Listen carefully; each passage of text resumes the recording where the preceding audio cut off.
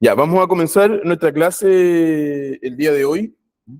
Vamos a orar para que el Señor nos guíe y luego voy a explicar cómo va a ser nuestro curso. Oremos. Señor, te damos muchas gracias por la bendición que tú nos das de estar ya, Señor, preparados para adorarte, Señor, para servirte, Señor, nuestro culto, para pensar, Señor, en tus cosas, Señor, y buscar, Señor, siempre el bien y el crecimiento de tu iglesia. Señor, te pedimos que tú seas bendiciendo nuestra reunión, que tú seas con los hermanos que vienen en camino, también, Señor, seas con nosotros, con la clase de los niños, Señor, y que en todo, Señor, nosotros podamos conocerte más y podamos conocerte mejor, Señor, para servirte más. Te pedimos, Señor, que tú seas guiando nuestro estudio, Señor, el estudio de los niños, para que en todo, Señor, podamos ver tu gloria. Cuídanos y que nuestros pensamientos, Señor, sean fieles a ti. Te lo pedimos en el nombre del Señor Jesucristo. Amén. Vamos a comenzar entonces hoy nuestra clase de escuela dominical. Los niños estarán viendo la historia del Señor Jesús y nosotros estaremos pensando en los documentos de Westminster. Ustedes saben que la Asamblea de Westminster fue una asamblea que escribió varios documentos, entre ellos la Confesión de Fe, los Catecismos Mayor y Menor, un Salterio, también el libro de adoración y de la forma de gobierno. Y en nuestro estudio, yo no sé cuánto tiempo vamos a estar en esto, quizás varios años, vamos a estar avanzando lentamente por todos estos documentos, haciendo una especie de armonía de todos estos documentos. Porque los temas que nos habla la Confesión de Fe también, muchos de ellos, casi todos, los va a tratar el Catecismo Mayor, también el Catecismo Menor, entonces vamos a tratar de ver en conjunto estos documentos. Esta es una clase, por lo tanto es más, podemos hablar, podemos conversar, mucho más participativa que la predicación. Así que, hermanos, si hay preguntas, pueden inmediatamente levantar su mano, conversar, meditar en estas cosas. Nuestra clase de hoy día vamos a estar viendo qué son las confesiones y si tenemos autorización bíblica para usarlas. Próxima semana vamos a estar viendo el uso, para qué sirven las confesiones. Después vamos a ver un poco de la historia de la Asamblea de Westminster. Ahí vamos a estar quizás un mes. Después vamos a estar haciendo una introducción a cada uno de los documentos de la Asamblea y luego vamos a comenzar con el contenido de ella. Pero por supuesto, lo primero que tiene que preocuparnos es si tenemos autorización bíblica, si tenemos autorización de Dios para usar confesiones de fe. Eso es lo que nos debe preocupar, porque si no tenemos la autorización divina, no deberíamos usarla. Mucha gente en nuestros días va a decir, no necesitamos confesiones de fe, la Biblia es suficiente. Ningún credo, sino la Biblia. Es el lema de muchos. Pero yo quiero que hoy día nosotros veamos cómo sí la Escritura nos permite y de hecho nos manda a que usemos confesiones de fe. Ahora, ¿qué es una confesión de fe? ¿Qué es un catecismo? Las confesiones de fe y catecismo son credos. Pues sirven para el uso público. Son una forma de palabras que establecen con autoridad ciertos artículos de creencia o de fe que son considerados por los redactores como necesarios para la salvación o al menos para el bienestar de la iglesia cristiana. ¿Sí? Sí. Entonces, se usan de forma pública, no son personales, aunque algunos de ellos comienzan siendo personales, pero luego la iglesia los adopta para ser públicos. Establecen con autoridad artículos de fe que sirven para determinar aquello que es necesario para la salvación o al menos para el bienestar de la iglesia. Cuando nosotros leemos, por ejemplo, los primeros credos, pensamos en el credo apostólico, aunque no es el primer credo en ser escrito, porque al contrario de lo que dice su nombre, el credo apostólico no fue escrito por los apóstoles. Esa es una creencia antigua, pero de hecho no hay ningún registro que diga así. Los mitos alrededor del credo apostólico son muchos. De hecho, coincidentemente, el credo apostólico tiene 12 artículos, 12 afirmaciones, y entonces el mito decía que cada uno de los discípulos escribió uno de las afirmaciones del credo. Entonces ahí nosotros nos preguntamos, bueno, ¿cuál fue el que escribió Judas? O el siguiente, si no fue Judas, ¿quién lo escribió?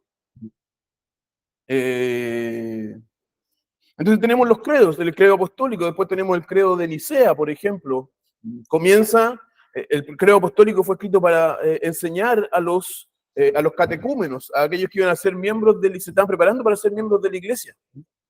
Pero después la iglesia necesitó ser más clara en cuanto a ciertas doctrinas, la doctrina de la Trinidad, por ejemplo. Y ahí nosotros tenemos el credo de Nicea, y en general todos los credos que nosotros consideramos como credos universales, o sea que toda la iglesia acepta, tratan de cierta forma con la Trinidad o con la persona del Señor Jesucristo. Comienzan a surgir también las herejías acerca de la persona de Cristo. Cristo era Dios, completamente Dios, era completamente hombre. ¿Cómo es posible que sea Dios y hombre? ¿Cómo es posible, cómo se pueden relacionar estas dos naturalezas? Son dos personas distintas, son una sola persona con dos naturalezas. Había una herejía que decía que Dios se encarnó y usó solamente el cuerpo del hombre, pero no tenía mente humana, sino que era la mente divina. Eso también es una herejía y los primeros credos tratan con esos asuntos. Y cuando nosotros leemos esos credos, especialmente el credo de Atanasio y luego también el credo de Calcedonia, van a decir que estas cosas, así específicamente acerca de la Trinidad y las naturalezas del Señor Jesucristo, son necesarias para la salvación. Quien no cree así, simplemente no es salvo. Algo que para nosotros es quizás muy específico y nosotros no nos consideramos así. Parece que las personas no pueden no entender la Trinidad e igualmente ser cristianas. Para la iglesia, en sus inicios, y yo creo que eso debe continuar hasta el día de hoy, comprender lo que la Escritura revela acerca de la Trinidad es absolutamente necesario para un cristiano.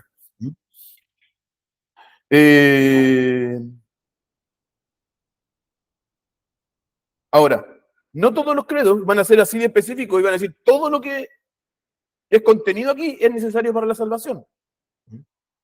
Porque después de esos credos que eran relativamente breves, nosotros comenzamos con el protestantismo, bueno, la iglesia romana también lo hizo, comenzamos a tener confesiones de fe y catecismos más largos.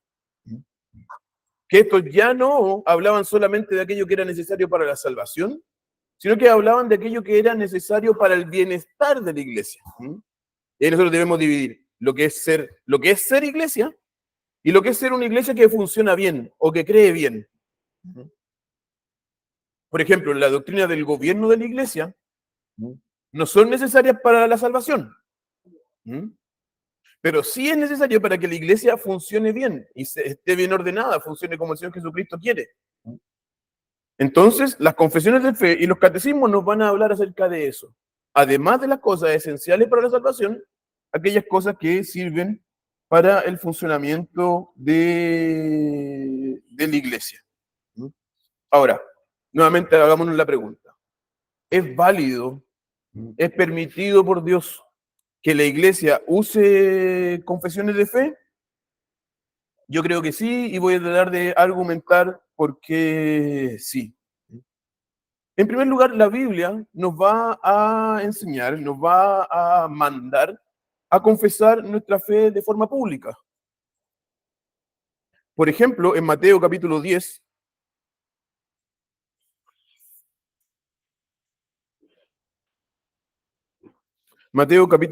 versículos 32 y 33,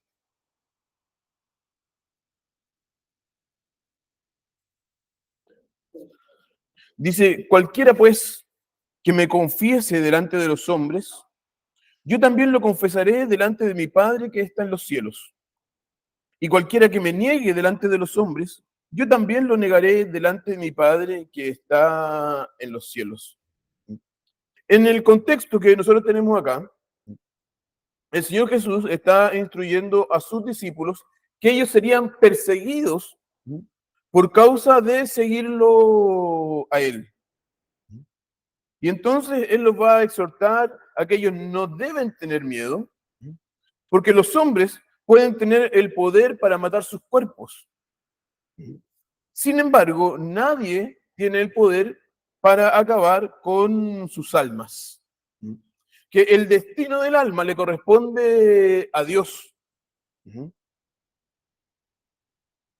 Y por lo tanto, ellos no deben temer lo que les pueda hacer el hombre.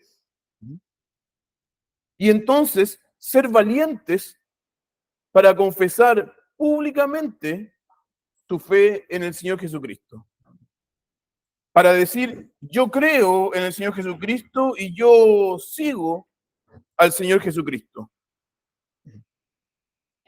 Y entonces cuando Él dice que deben confesarlo públicamente, Él está diciendo que deben hacer una confesión con sus bocas acerca de lo que ellos creen. Obviamente aquí estaba en riesgo la vida de los discípulos.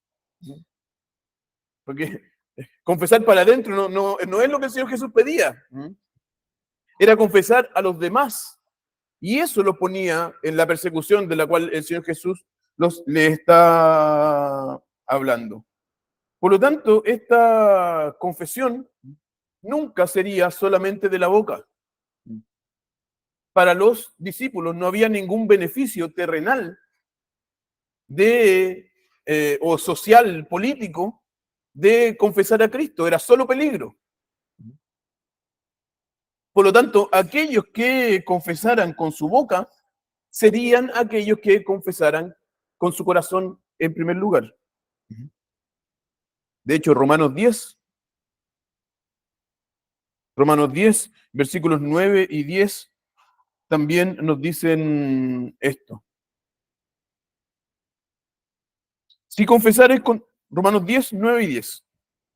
Si confesares con tu boca al Señor Jesús y creyeres en tu corazón que Dios lo levantó de los muertos, serás salvo. Porque con el corazón se cree para justicia, más con la boca se confiesa para salvación. Romanos 10, 9 y 10. Hagamos 3 observaciones sobre este pasaje. En primer lugar, confesar a Cristo requiere de alguna forma un entendimiento acerca de la obra de Cristo y específicamente acerca de lo que el señorío del Señor Jesucristo significa. Si confesares que con tu boca al Señor Jesús, confesar que que Jesús es el Señor, iba contra las leyes romanas. Y este era un delito castigado con la muerte. ¿Por qué? Porque esto ponía en contraposición a Jesús con el emperador. El emperador era el Señor. El emperador era el rey y aquel que gobernaba sobre todos sus territorios. No podía haber ningún otro llamado Señor. Entonces, el apóstol Pablo va a decir, bien, ahora ustedes tienen que entender quién es Jesús. Él no solamente es Dios, no solamente es el Salvador, Él es y debe ser considerado como el Señor de sus vidas. Y ustedes tienen que confesarlo así. De nuevo, esta confesión debía ser pública. Y de nuevo, entonces, esto está relacionado con lo que el Señor Jesús dijo. La confesión pública del Señor Jesucristo era peligroso para los discípulos. Por eso Él les dice que no teman. Bien, este reinado, este señorío del Señor Jesucristo estaba totalmente asociado con su divinidad. Por lo tanto, también había que tener para confesar a Cristo un entendimiento de la divinidad de Cristo. Entonces, cuando un judío o un gentil confesaba al Señor Jesucristo, estaba diciendo que el Señor Jesucristo es rey, es su rey y su Dios. En segundo lugar, una confesión pública del señorío de Cristo sin un compromiso del corazón es insuficiente para la salvación. O sea, nadie verdaderamente salvo es un salvo encubierto, un salvo escondido, un salvo que nadie más conoce acerca de su fe. El apóstol Pablo dice,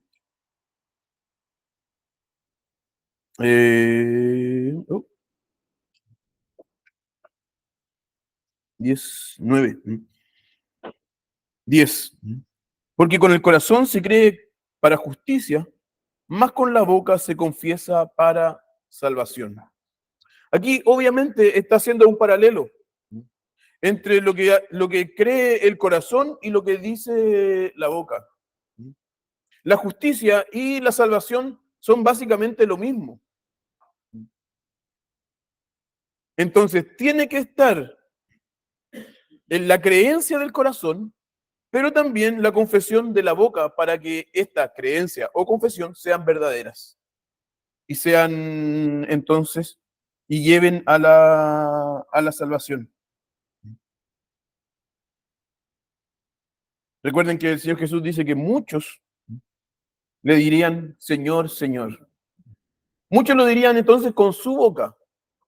Pero ¿qué es lo que él dice? Yo no los conozco. Muchos en Israel hacían y adoraban a Dios, hacían sus sacrificios. Pero esto lo hacían solamente exteriormente. Con su boca me adoran, pero su corazón está lejos.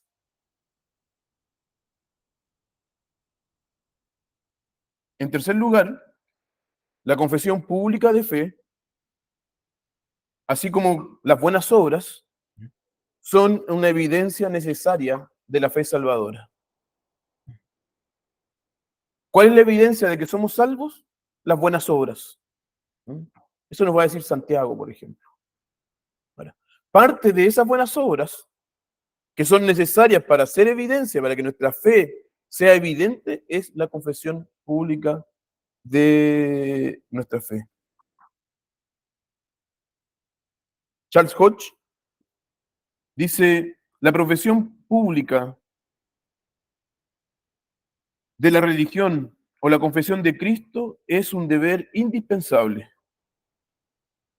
Es decir, para la salvación, nosotros no debemos creer o solo creer secretamente, sino que abiertamente reconocer que el Señor Jesús es nuestro profeta, sacerdote y rey. Entonces, esta enseñanza acerca de la profesión pública o de la confesión pública va a contramano con mucho del espíritu del cristianismo hoy. Y mucho también de cómo la sociedad ve al cristianismo hoy. Porque hoy día hay un énfasis en cuanto a la religión personal, individual y por lo tanto secreta. Si usted quiere creer, crea lo que usted quiera, pero en su casa, en su cuarto, no moleste a nadie con su religión. ¿No han escuchado en el Congreso que dice, no, aquí no podemos argumentar con la Biblia? ¿Qué significa eso? Bien, ustedes diputados pueden creer lo que ustedes quieran, eso está en nuestra Constitución. Pero no vengan a decirnos a nosotros cuál es su religión. ¿Qué es lo que ustedes creen y por qué ustedes creen que esto, que forma parte de su religión, debe ser aceptado y creído y obedecido por todos? Y mucha gente, no solamente los políticos, no solamente los eruditos, creen así, muchos evangélicos también. Yo creo en Jesús, pero eso es lo mío personal. Yo en lo público me puedo comportar de cualquier forma. Y no es necesario que los demás sepan que yo soy un creyente. La Escritura, al contrario, nos dice entonces que nosotros debemos hacer una profesión o una confesión pública de nuestra fe. En segundo lugar, la Biblia nos va a mandar que la Escritura, que ella misma, debe ser interpretada y aplicada. O sea, nosotros tenemos la Escritura y nosotros la leemos, pero leerla bien significa interpretarla, entenderla. Nadie lee en realidad sin interpretar lo que está leyendo.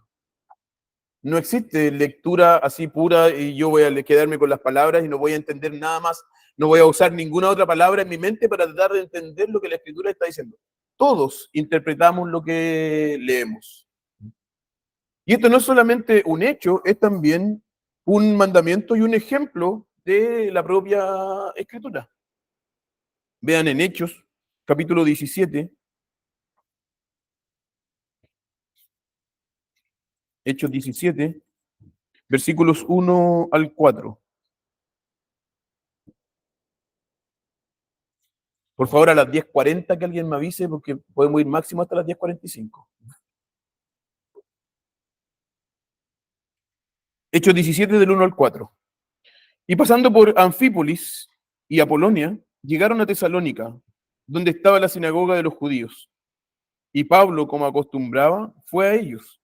Y por 3 sábados disputó con ellos de las Escrituras, declarando y exponiendo que era necesario que el Cristo padeciera y resucitara de los muertos, y diciendo, este Jesús, a quien yo os anuncio, es el Cristo. Y algunos de ellos creyeron y se juntaron con Pablo y con Silas, y una gran multitud de griegos piadosos y mujeres principales, no pocas. Entonces, ¿qué es lo que hacía Pablo cuando iba a la sinagoga? Él leía la Escritura, dice, disputó con ellos de la Escritura, declarando, es decir, leyendo la Escritura, y luego también exponiendo o explicando lo que significa la Escritura. Entonces, ¿qué es lo que Pablo leía? En la sinagoga leían el Antiguo Testamento. Y entonces él decía, bien, yo hablo acerca del Señor Jesús,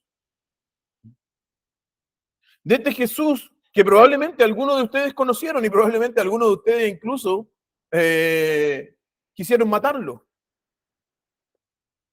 Bien, esto que nosotros leímos en el Antiguo Testamento debemos entenderlo como que habla acerca de Jesús. Es ese Cristo del cual habla el Antiguo Testamento, el Jesús de quien yo estoy predicando. Entonces Pablo no solamente lee el Antiguo Testamento, él lo explica y lo aplica al Señor Jesús y por lo tanto también a la fe de aquellos que lo estaban escuchando.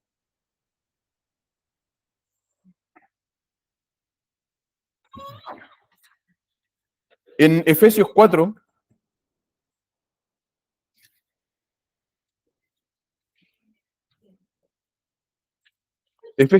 versículos 11 al 14,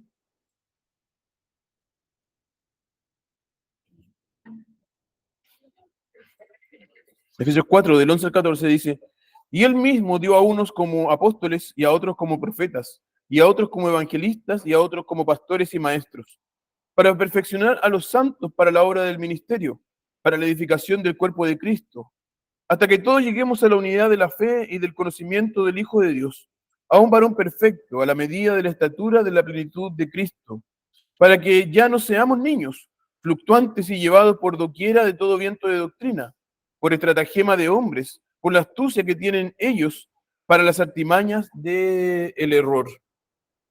Porque nosotros podríamos decir bien, pero Pablo, inspirado, podía interpretar bien la Escritura. Pero ya no hay más apóstoles, ya Pablo no está, ya no hay nadie más inspirado. ¿Podríamos nosotros también interpretar la Escritura como lo hacía Pablo? Y este texto, o en este propio texto, el apóstol Pablo, inspirado, va a colocar a los pastores de la iglesia como realizando la misma tarea que él como apóstol realizaba. Hay apóstoles, profetas, evangelistas, tres oficios que hoy día ya no existen. Cuando se acaban los apóstoles, ya deja de haber apóstoles y profetas, porque ellos también profetizaban. El evangelista también era un oficio transitorio, pero los pastores y maestros continúan. De hecho, el apóstol Pablo le va a decir a Timoteo que él tenía que preocuparse por ordenar pastores. Entonces, esta tarea de perfeccionar a los santos para la obra del ministerio, para la edificación del cuerpo de Cristo, comienza siendo realizada por profetas, apóstoles, evangelistas y continúa siendo realizada por los pastores. Estos que no son inspirados, porque los pastores no somos inspirados. Sin embargo, tenemos la tarea de continuar enseñando, y esto quiere decir leyendo, explicando y aplicando la escritura.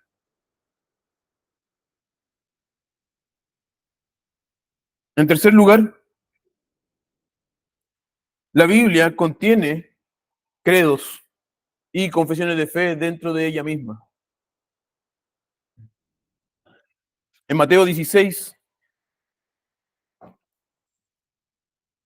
capítulo 16, versículos 15 al 18,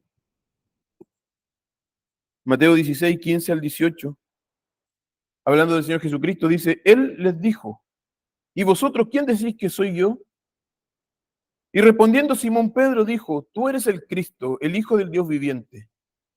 Entonces respondiendo Jesús le dijo, bienaventurado eres, Simón, hijo de Jonás, porque no te lo reveló carne ni sangre, sino mi Padre que está en los cielos. Y yo también te digo que tú eres Pedro, y sobre esta roca edificaré mi iglesia, y las puertas del infierno no prevalecerán contra ella. Bien, aquí la pregunta que nos divide con los romanistas es, ¿quién es esta piedra? ¿O qué es esta piedra? Los romanistas van a decir, la piedra es Pedro. Nosotros vamos a decir, la piedra sobre la cual el Señor Jesús edifica su iglesia es la confesión de Pedro. Es la afirmación de Pedro de que Jesús es el Cristo, el Hijo del Dios viviente.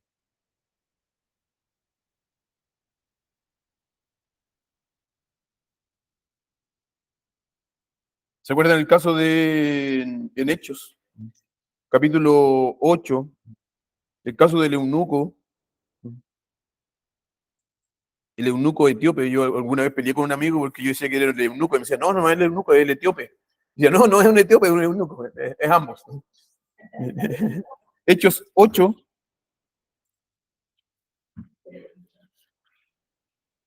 a partir del versículo 26 hasta el 39, nosotros encontramos esta historia de Felipe y el eunuco, donde él escucha que este eunuco está leyendo la escritura, está leyendo el libro de Isaías, y le pregunta si él entiende lo que lee. ¿Cómo voy a entender si nadie me explica? Nuevamente aquí, la Biblia debe ser explicada. Entonces Felipe le explica lo que él está leyendo.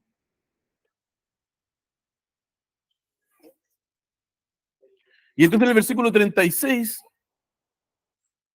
dice, y yendo por el camino, llegaron a cierto lugar donde había agua. Y dijo el eunuco, mira, aquí hay agua. ¿Qué impide que yo sea bautizado? Y Felipe dijo, si crees de todo corazón, bien puedes. Hechos 8, ahora el versículo 37. Y respondiendo dijo, creo que Jesucristo es el Hijo de Dios. Y mandó parar el carro y descendieron ambos al agua, Felipe y el eunuco, y lo bautizó.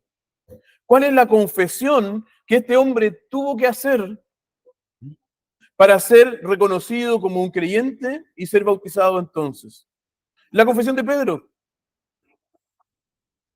que Jesús es Dios.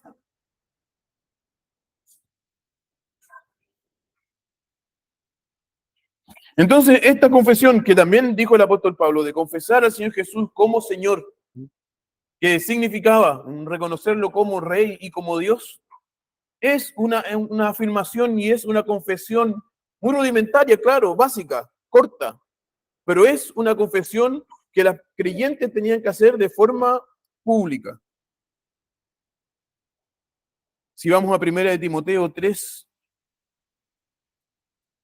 Primera de Timoteo 3, el versículo 16,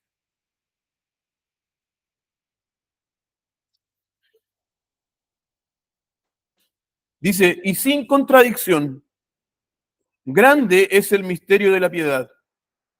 Dios ha sido manifestado en carne, justificado en el Espíritu, visto por los ángeles, predicado a los gentiles, creído en el mundo, recibido arriba en gloria. El apóstol Pablo aquí va a hacer una confesión o un resumen de lo que los cristianos debían creer y que es, podríamos decir así, una exposición de la primera afirmación, de que Cristo es el Señor. Y vean cómo el apóstol comienza este versículo diciendo, y sin contradicción. ¿Qué quiere decir esto? Esto que nosotros creemos, estas 6 afirmaciones que él hace, son creídas por todos. O sea, no hay contradicción entre todos los creyentes.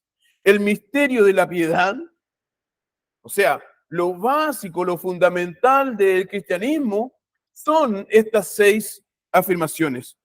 Dios ha sido manifestado en carne, justificado en el Espíritu, visto por los ángeles, predicado a los gentiles, creído en el mundo y recibido arriba en gloria. Cuando él dice sin contradicción, está afirmando que esta no es una frase que a él se le ocurrió cuando él estaba escribiendo. ¿Cómo podría él saber que no hay contradicción entre todos en eso? Al parecer, esta ya era una fórmula de entender el cristianismo, afirmaciones básicas acerca del cristianismo, una confesión de fe. Ahora, cuando nosotros vamos al Antiguo Testamento, también vamos a encontrar esto. En Deuteronomio 6, por ejemplo, el versículo 4. Oye Israel, Jehová nuestro Dios, Jehová uno es. Deuteronomio 6, 4.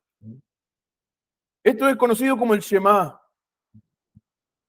Es una frase que, digamos, por sí sola ya era conocida. Cuando alguien le preguntaba, ¿qué es el Shema? Bien, esto. Oye Israel, Jehová nuestro Dios, Jehová uno es. Esta era una afirmación que aunque nadie supiera todo el Pentateuco, esta frase tenía que ser conocida. Y esta era la afirmación de la unidad de Dios. Y no solamente de la unidad, sino que de que Él es el único Dios, que el cristianismo es monoteísta, no como todas las religiones alrededor de Israel en ese tiempo. Bien, en Deuteronomio 26 también encontramos una confesión que llamaba la confesión del Éxodo. En Efesios, no lo vamos a leer muy largo y ya está llegando el tiempo. Pero en Efesios capítulo 4, también aquí hay un texto que es considerado una confesión de fe o una afirmación general de la fe. Efesios 4, del 4 al 6. Un cuerpo y un espíritu, como fuisteis también llamados, en una misma esperanza de vuestra vocación. Un Señor, una fe, un bautismo. Un Dios y Padre de todos, quien es sobre todas las cosas y por todas las cosas y en todos vosotros. Esto es conocido como el credo de la unidad de la iglesia.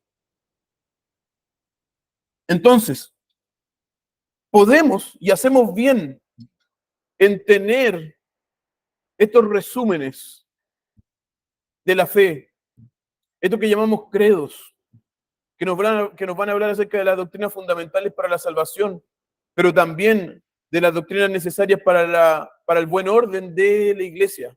¿Podemos tenerlos? Sí. La propia Escritura nos va a mostrar, nos va a dar ejemplo de que la iglesia siempre usó confesiones de fe. Ya. Cuando el apóstol Pablo le escribe a Timoteo, vamos a encontrar ahí muchas veces. Guarda ¿cuál es la palabra que se guarda? El buen depósito de la fe. Ahí no está hablando de todas las palabras del Antiguo y del Nuevo Testamento, está hablando acerca del resumen, aquello que aprendiste de mí. También el apóstol va a usar varias veces esta afirmación: palabras verdaderas o palabras fieles son estas. También reconocidas dentro de todo el texto de la Escritura, reconocidas como siendo resúmenes de la fe. Y estas palabras fieles eran las que Timoteo debía guardar, las que Timoteo debía enseñar. Obviamente no solo esas palabras, sino que esas palabras eran resúmenes que contenían todo el contenido de la Escritura. Entonces, hermanos, cuando nosotros, en un par de meses más, porque dijimos vamos a estar estudiando primero un poquito de historia, un poquito de introducción a los documentos, pero cuando nosotros comencemos a estudiar el contenido de nuestra confesión de fe, de nuestros catecismos, no vamos a estar pecando. Vamos a estar haciendo un ejercicio que es autorizado por Dios y de hecho mandado por Dios.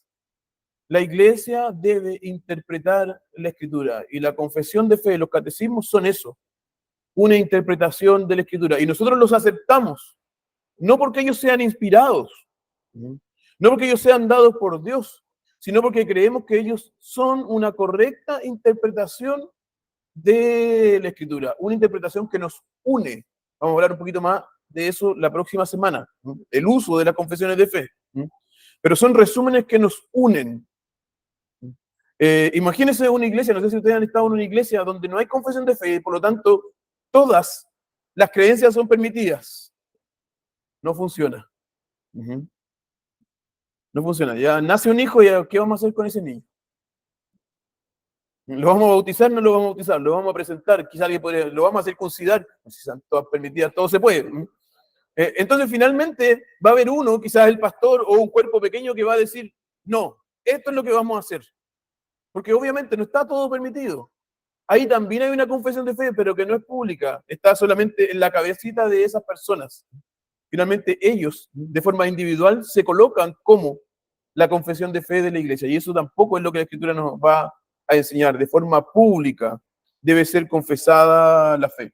No sé si hay preguntas, hicimos esto corriendo. No sé si hay preguntas o comentarios de lo que vimos. No vamos a repetir todo. Va a quedar el video si estamos grabando, para que los hermanos que no pudieron llegar temprano puedan ver toda la clase. ¿Preguntas? ¿Comentarios?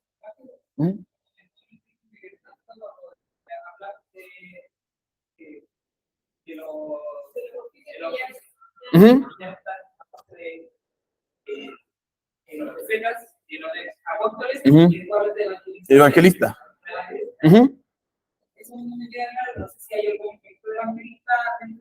Felipe. Porque no hubo nunca una orden de Pablo, por ejemplo, de ordenar evangelistas en el futuro. El orden que tenemos en la Escritura de ordenar después de Pablo son siempre presbíteros y diáconos. Vamos a hablar un poquito más de eso después del sermón, pero ¿sí? ¿Hermano Julio?